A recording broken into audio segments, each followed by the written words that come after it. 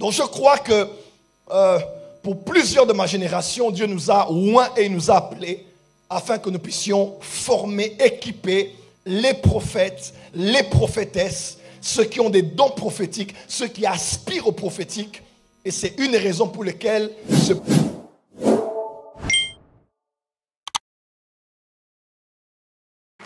nous t'acclamons Seigneur, nous t'acclamons Seigneur. Alléluia. Veuillez vous asseoir dans la présence de Dieu. Alléluia. Est-ce qu'on peut maintenant commencer? Alors, vu qu'on a pris assez de temps pour beaucoup de choses, ce soir, je prendrai plus le temps. Peut-être je parlerai sur une ou deux personnes, mais je vais d'abord prendre le temps de libérer la matière, puisque la matière est très, très consistante. Y a-t-il des amoureux, des amoureuses de la parole de Dieu ici? Ceux qui sont en ligne, soyez bénis. Merci de partager le live. Et nous qui sommes ici, soyons connectés au Saint-Esprit. Amen, amen. Plus de 10 ans passés par la grâce de Dieu, j'ai pris part à un programme qu'il y avait à l'église Winners Chapel, dirigé par l'évêque David Oyedepo au Nigeria.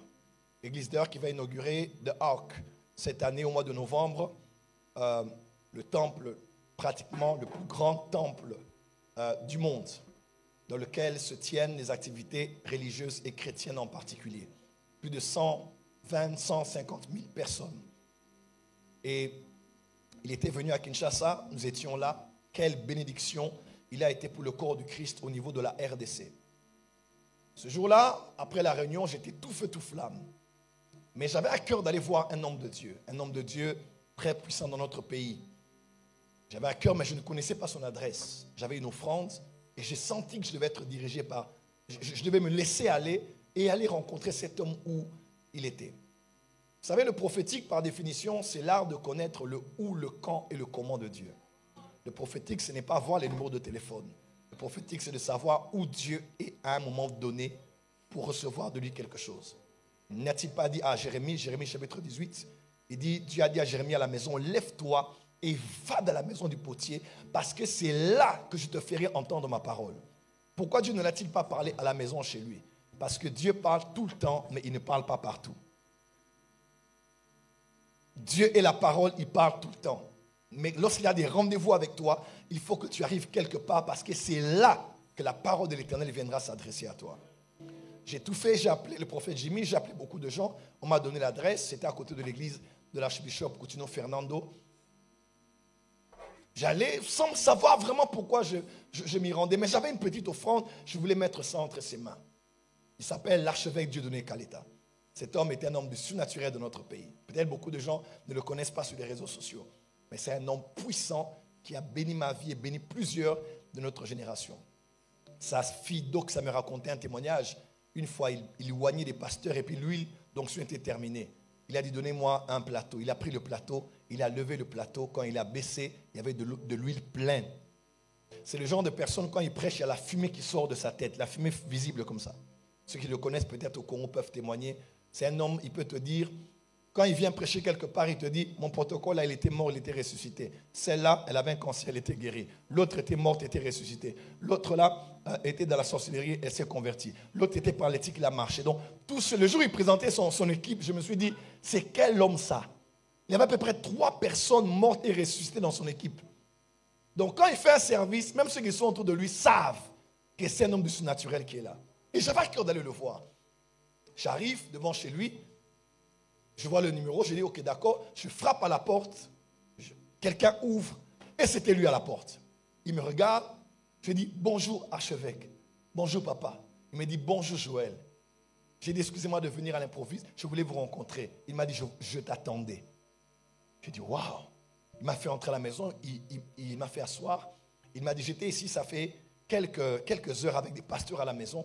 Et j'étais en train de leur dire qu'il y a un mouvement prophétique terrible qui arrive dans le monde et dans l'église et au Congo ici.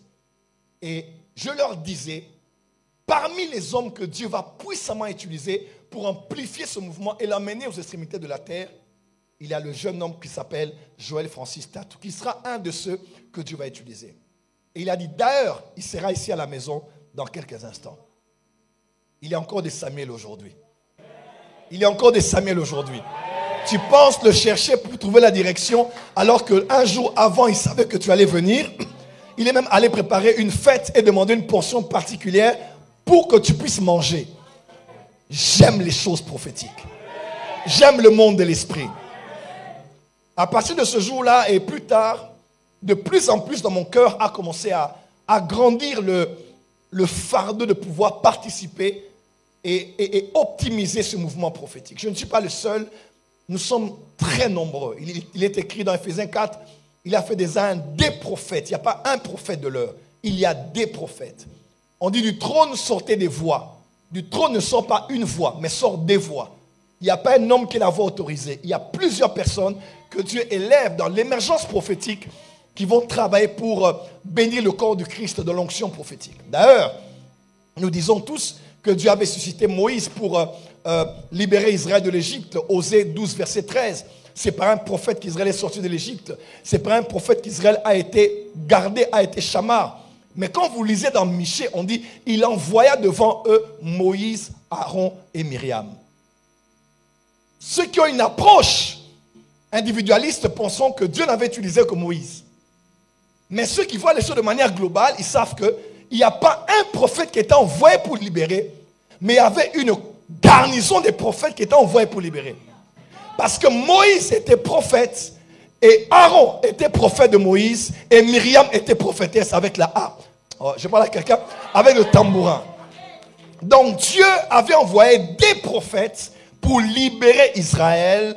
Et plus tard, on a vu dans Acte 15, après le grand concile qu'il y a eu à Jérusalem, autour de l'histoire de la circoncision et des aliments sacrifiés aux idoles, on a envoyé Silas et Jude, frère biologique de Jésus, Silas et Jude, qui étaient tous les deux des prophètes. Là, on est dans Acte 15, verset 32. Donc, je crois que pour plusieurs de ma génération, Dieu nous a oints et nous a appelés afin que nous puissions former, équiper les prophètes, les prophétesses, ceux qui ont des dons prophétiques, ceux qui aspirent au prophétique. Et c'est une des raisons pour lesquelles ce programme est organisé. Et je te dis, même si tu n'es pas prophète, puisque tu es dans l'atmosphère prophétique, tu vas prophétiser. Tu vas voir les choses à venir.